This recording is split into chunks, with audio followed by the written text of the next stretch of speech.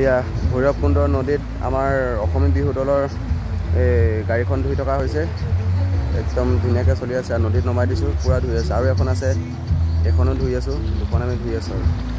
আৰু এইফালে আমাৰ খানা বনি আছে, গাহৰি মাংস ড্ৰাই ফ্ৰাই আৰু একদম ব্ৰইলাৰ হাঁহ আছে, চলি আছে। আমি কেইজনমানে গাড়ী ধুবলৈ আহিছোঁ, এয়া ধুই আছোঁ। আমাৰ এইফালে মুন্না, পেটলা মুন্না, এইটো ৰাহুলে তাৰ চেণ্ডেলযোৰ ধুইছে, আৰু এইটো আমাৰ গাড়ী ধুই আছে। বাকীখিনি আমি ধুই আছোঁ আৰু এইটো এক চাইডটো ধুই হৈ গ'ল, সিটো চাইডে ধুই আছে। আৰু একদম ধুনীয়াকৈ খানা পিনা বনি আছে, আৰু একদম পূৰা প্ৰকৃতিৰ মাজত বঢ়িয়াকৈ।